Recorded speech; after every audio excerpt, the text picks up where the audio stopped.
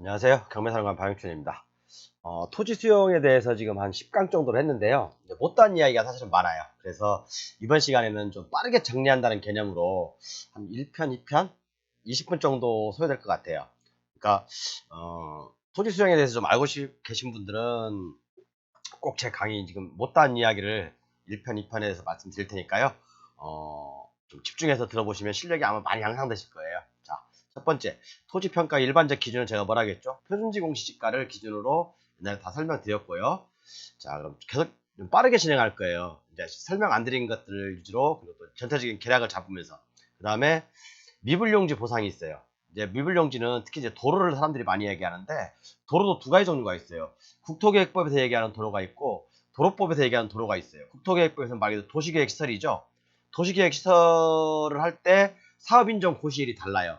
그 다음에 도로법에서 얘기하는 사업인정 고시가 또 다릅니다. 그렇기 때문에 사업인정 고시가 언젠지 정확히 파악해서 우리가 이제 보상 감정에 임하자라고 이제 제가 말씀드렸죠. 그거 꼭 참고해 보시고요. 제가 아마 이건 1강에서 말씀드릴게요. 토지수용 1강에서 말씀드렸을 거예요. 자, 그럼 빠르게 넘어가 볼게요. 다 설명해 드렸던 거고, 다음에 여기 있네요. 토지 수용은 보통은 토지 소유자에게 유리하면 현황평가라는 것이 원칙이에요. 그죠? 도로나 하천 등에 대해 다용이 편의됨으로써 어떻게 뭐 그런 내용도 있죠. 이런 내용은 별로 중요하지 않으니까 일단 넘어가고요. 다음에 말씀드릴 게 이제 여기 있네요. 불법 형질된 예를 들어서 불법 형질 변경된 토지는 어떻게 보상하냐면요. 불법 형질 변경되잖아요. 여러분 생각은 어떠세요? 제대로 해줄 것 같습니까? 보상을요? 그죠?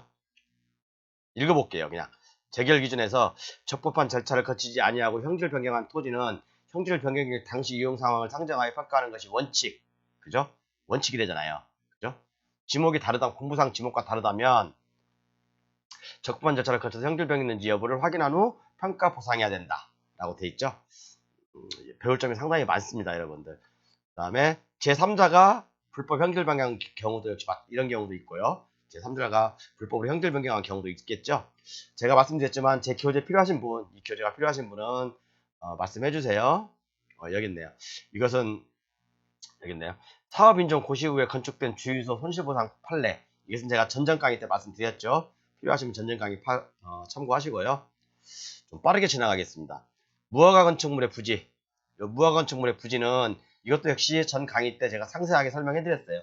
모르시면 보시면 여기 이제 1989년 1월 24일 이전이냐 1989년 이후냐 여기에 따라 달라지거든요. 이것도 전 강의 때 중요한 거라서 제가 설명해 드렸고요. 그 다음에 여기 나와있죠. 1989년 이후인지 이전인지 그거 한번 꼭 참고해 보시고요. 따져봐야 되고, 다음에 봐야 될 게 도로부지에 대한 보상. 요거 참 사람들이 도로부지에 대한 보상 미불용지라고 해서 되게 막 박수치고 지금 뭐 난리가 난 것 같은데 상당히 조심하셔야 됩니다. 도로부지에 대한 보상은 제가 두 가지로 나온다겠죠. 국토계획법에서 도시계획 시설 도로하고 그다음에 도로법에서 얘기하는 도로, 이 각각의 사업인정 고시 보장의 기준이 되는 일이 다르다. 그거 확인해서 미불용지인지 아닌지 확실히 확인하고 난 다음에 그다음에 감정평가도 정확히 해서 한번 따져보자라고 전 시간에 말씀 충분히 다 설명드렸고요. 이게 이제 도로도 여러 가지 종류가 있어요. 우리 감정평가에서, 그러니까 손실보상에서 하는 것은 지적법에 의한 도로, 도로법에 의한 도로, 그 다음에 사도법에 의한 도로, 그 다음에 사실상 사도. 이 세 가지가 다 달라요. 이 세 가지가 다 다르니까 우리가 감정할 때도 상당히 조심해서 감정을 해야 돼요. 이 세 가지 내용들은 다 밑에 이제 교재에 다 나와 있으니까 교재를 꼼꼼히 읽어보시면 재밌어요. 그래서 이 손실보상이라는 내용을 교재를 만든 걸 보면 되게 재밌어요. 정말 한 번쯤은 읽어볼 필요가 있어요. 여기 있네요. 죄송합니다. 지금 카톡이 오는데 진동을 해야 되는데, 그러니까 아까 말씀드린 제격이 사도법에 의한 사도, 사실상 사도의 부지, 그다음에 공도부지도 있고, 그죠? 뭐 대부분 이런 것들은 뭐 사도법에 의한 사도는 개인이 말 그대로 개설한 거잖아요, 그죠? 개인이 자기 이익을 위해서 자기만 쓰려고 이익을 위해 된 거는 5분의 1로 평가하고, 사실상 사도는 3분의 1로 평가, 뭐 그런 것들이 있어요. 그리고 미불용지인 경우에는 도로가 되기 이전의 이용 상황을 상정하여 평가한다. 제 강의를 지금까지 꾸준히 들어오신 분들은 뭔 말인지 아실 거예요.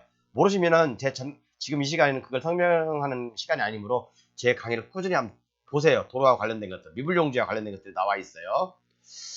그 다음에 이런 것도 있죠. 이제 지목은 도로이나 미개설된 토지의 어떤 보상, 미분용지의 경우도 이제 보상 기준이 쫙 나와 있어요. 이제 그런 것들 참고하시고 한번 읽어보시고, 예전 공도인 경우도 미분용지 평가 기준에 준용한다라는 내용도 나와 있고요. 그래서 요걸 한번 읽어보시면 정말 여러분들 실력이 엄청나게 향상됐다는 걸 느끼실 거예요. 다음에 국어 및 도수로, 여기 있네요. 국어 및 도수로 부지의 보상. 국어 보통 도수로 부지 아니니까 보통 3분의 1로 감정을 해줘요. 3분의 1로 감정을 해주는데 한번 보겠습니다. 어떻게 해주는지.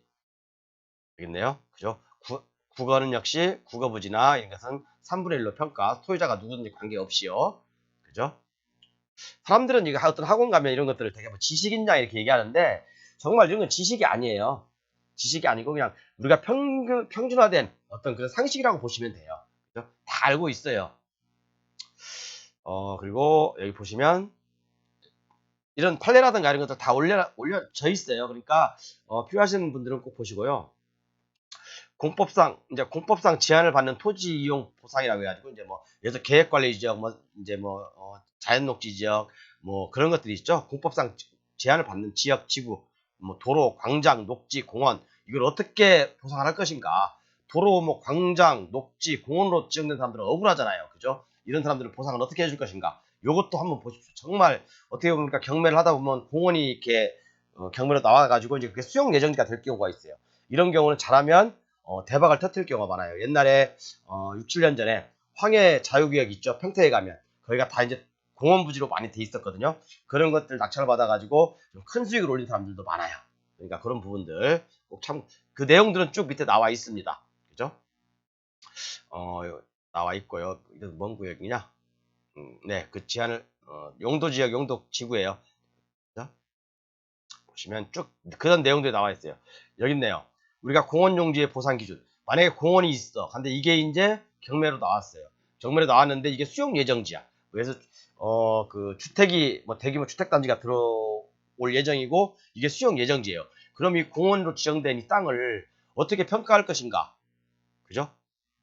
그죠? 그것도 문제죠. 근데 여러 가지가 있어요. 또 자연공원법에 한 그 공원이 있고요. 다른 공원법에 한 여기 자연공원 안에 있는 집단시설 지구도 있어요. 그러면 이것은 자연공원 지정 그 자체가 일반 제한이기 때문에 제한된 상태로 가격을 평가함 이런 내용도 있고요. 쭉 내려보면 자연공원 내 토지 포상시 유의사항 해가지고 집단 취락지구, 밀집 취락지구. 그러니까 이게 집단 취락지구예요. 그냥 말 그대로. 이건 자연 취락지구하고. 집단 취락지구는 말 그대로 이제 개발 제한구역 안에 있는 거고, 이것은 일반 용도 지역 안에 있는 게 이제 그 자연 취락지구죠. 그러니까 밀집 취락지구는 말 그대로 그냥 집단 취락지구라고 보시면 돼요. 이걸 딱 이제 수용 보상에서는 밀집 취락지구라고 쓰네요. 네, 집단 취락지구인데 개발 제한구역 안에 있는 취락지구예요. 이런 것들을 어떻게 평가할 것인가. 이제 이런 것도 보고요. 아까 이제 뭐 공원 있었죠, 공원. 공원 자연공원법에서 근데 도시 및 녹지 등에 관한 법률에 한 도시공원에는요, 그죠? 공법상 제한을 받지 않는 상태를 기준으로 함. 그죠? 그러면 그죠? 아까 자연공원법은 제한을 받는 상태로 보상을 해준다고 했잖아요. 그런데 이것은 도시 및 녹지 등에 관한 법률에 의한 도시공원은요, 제한을 받지 않는 상태. 그러니까 그 전에 그 용도 지역으로 평가하는 거예요. 그럼 이런 경우는 상당히 좋은 대박이 날 수가 있겠죠. 그죠? 이런 경우에서 우리가 이제 힌트를 많이 얻어야 됩니다. 그죠? 좀 상당히 참고할 필요가 있고요, 여러분들. 그리고 좀 너무 빠른가요? 이게 좀 한 2편으로 좀 마무리하려다 보니까 좀 제가 이렇게 빠르게 진행하고 있어요. 필요하신 분은 교재를 보세요. 네? 여기 있네요. 공원용지 지정으로 인한 제한은 고려하지 아니한 상태로 보상액을 평가했음이 적당하다. 그죠? 맞죠? 아까 도시 및 자연환경공원법에서는 제한을 받지 않는 상태로 평가하는 거고, 아까 자연공원법에서는 제한을 받는 그러니까 상황이 다르죠? 지금 9분 35초 지났으니까 못다한 이야기 1편은 여기서 하고 다음으로 바로 넘어갈게요. 2편으로 오세요.